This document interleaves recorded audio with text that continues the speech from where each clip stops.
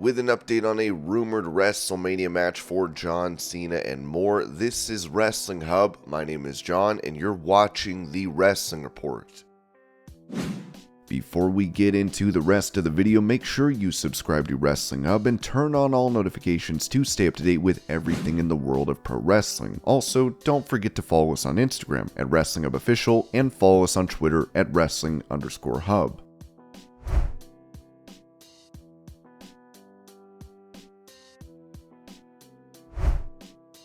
Mentioning why WWE needed to censor the Rock segment from Smackdown, specifically Rock getting fans to chant "You're an a-hole" at Austin Theory, Sean Ross Apifideful said, "For those asking about the heavy edits to the Rock's promo on Friday, it was because of possible FCC violations as opposed to anything TVPG related. There is nothing connected to TVPG that actually prevents foul language. It is not enforced like MPAA for movies and ESRB for video games."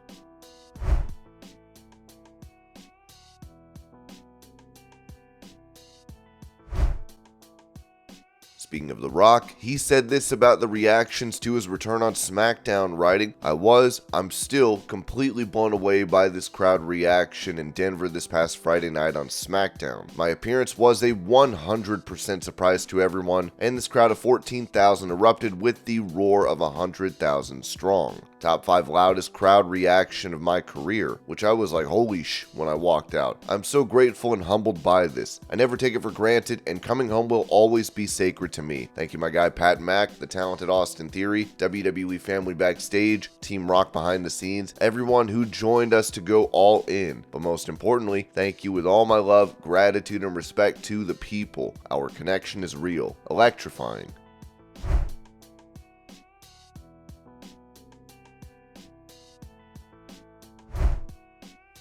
Revealing what she has been up to during her WWE hiatus, Bianca Belair told Metro, "Right now it was just some self-care. We did some things with us personally that I'm so excited about. It has to do with the future. I'm trying to write a children's book as well."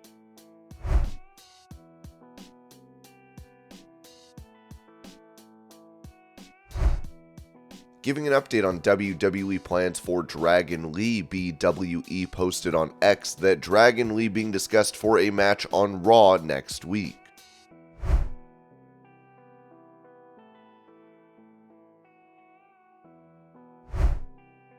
As Becky Lynch was not able to get into India for the Superstar Spectacle event, Natalya would take her place, as Sean Ross Apifideful said. Natalya was getting praise after her appearance in India over last weekend. The veteran was scheduled to face Rhea Ripley in a World Championship match at the India Live event on September 7th, but ended up getting even more. Becky Lynch was abruptly prevented from traveling to the country due to a tear in her passport and was removed from the show. Originally, Becky Lynch was scheduled to face Zoe Stark, who she had been linked with on television for quite some time. There were other options discussed, but WWE had limited female wrestlers scheduled to travel to the country. We're told that a triple threat match was briefly considered, but Natalya eventually stepped up and said she was willing to work twice on the show. WWE higher-ups that we heard from put her over heavily for doing so, with one telling us it displayed leadership and helped them out of a bind.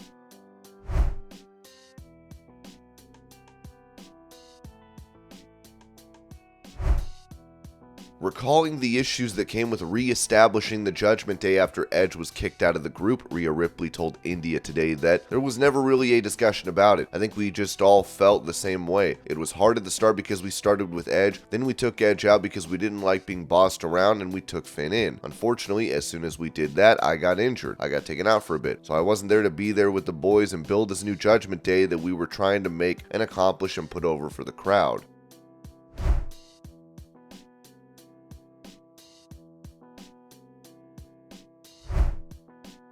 Online, NXT star Javier Bernal would announce his engagement to fellow NXT star Tatum Paxley, writing, "There's no death, no end of time when I'm facing it with you." Paxley replied, "That's Mrs. Big Body to you."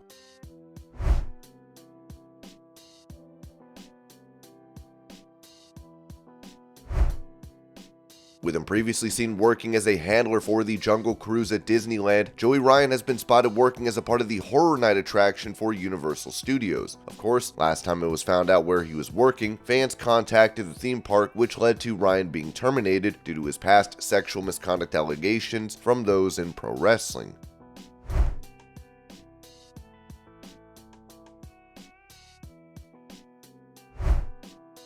Explaining why he called out Batista at Bloodsport in 2019, Karrion Kross wrote on social media, "Wild story here, short version. Had come off wrestling Moxley and heard Batista was in the building shooting a zombie film. Was a huge fan of his growing up, bummed to hear he retired, and thought he'd kill it in Bloodsport. Was hoping he'd return and would be honored to open that door."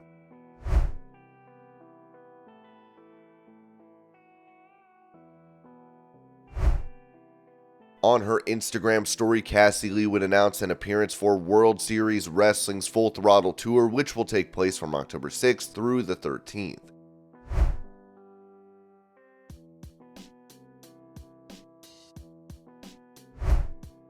On his YouTube channel, Ryback addressed the story of Brock Lesnar giving him a black eye, saying, "In 2012, someone in WWE leaked out that Brock Lesnar had attacked me in a backstage altercation and gave me a black eye. I'm here today to say that it was an absolute lie, and we found out later that it was Michael P.S. Hayes who told Dave Meltzer that lie, with WWE trying to hurt my credibility for their fan base, but they failed miserably."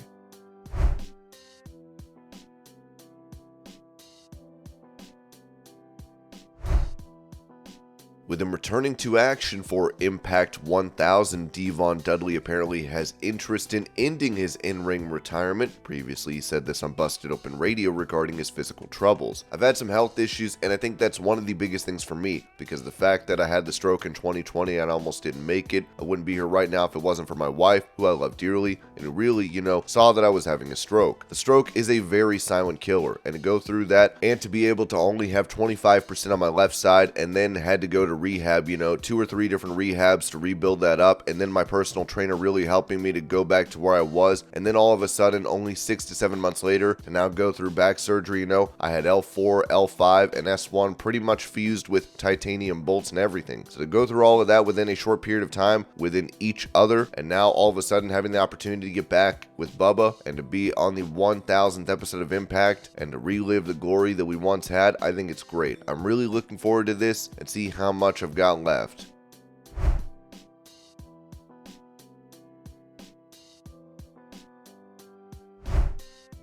It seems that former AEW TBS champion Jade Cargill is getting quite the payday to join WWE, as Dave Meltzer noted on Wrestling Observer Radio that they've already started working on creative for her. I heard that yesterday when I was asking around about is she locked in, and she wasn't locked in, but they've been talking about her a lot. It's not like this is just some minor thing to them. It's a big thing to them. She'll get a focal push because the money to take to get her, you have to give her a chance to get over, because they're not paying what they would pay a normal person to start there. It's not like it's Charlotte Flair money or anything like that, or Becky Lynch money, but for a newcomer to the company, it's much higher than they usually go, so she got a good deal. And they're talking about her a lot more than they would talk about somebody that they brought up from NXT, so she ain't gonna be Tegan Nox or somebody who's brought up, or Candice LeRae that's just kind of brought up in there. I got the impression it was main roster just because of the expense of bringing her in. They could put her in NXT for a little while before bringing her to the main roster. In a sense, that would make sense, but then you've got to justify the money. I could see them putting her in NXT for a short period of time, but my impression is the creative they were talking about was not NXT creative, so they have plans for her.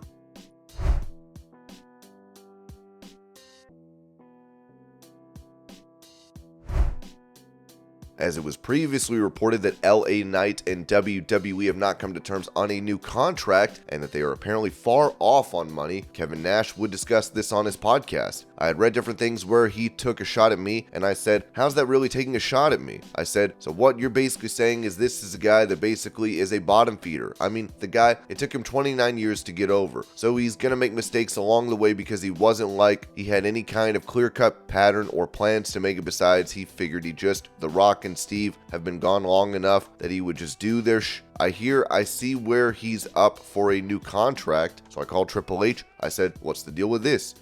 Because early it said that, negotiations are going great, and all of a sudden it seemed like there was a hitch. Paul told me, he goes, I didn't understand why this kid, and I use that term lightly. I said, what do you mean? He goes, kid, the guy is my age. I said, I don't think he's quite your age. He's pretty damn close. I said, are you more worried about the fact his fan appeal will recede as fast as his hairline is? Is that something you're worried about? It's bad enough, like I said, unless you're getting a knob gobbler, there's no way you would pick those sunglasses as a pair of sunglasses that you would wear. Paul said, we're so far apart because the only way I'll sign this guy is on a nostalgia act. I said, you mean like me? Like be on the Legends? He goes, yeah, well he's doing their I can't give him the same pay as guys that are going out there and doing original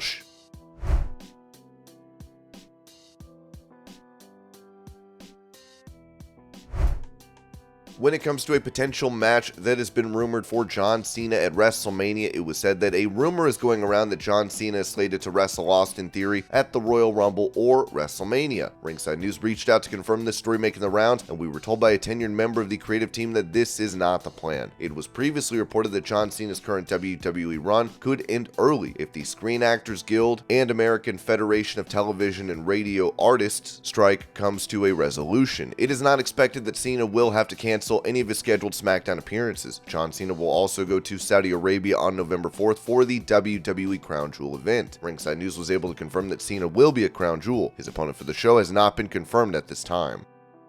And this was your pro wrestling news update. I hope you're all having a great day. Thank you so much for watching, and I'll see y'all later.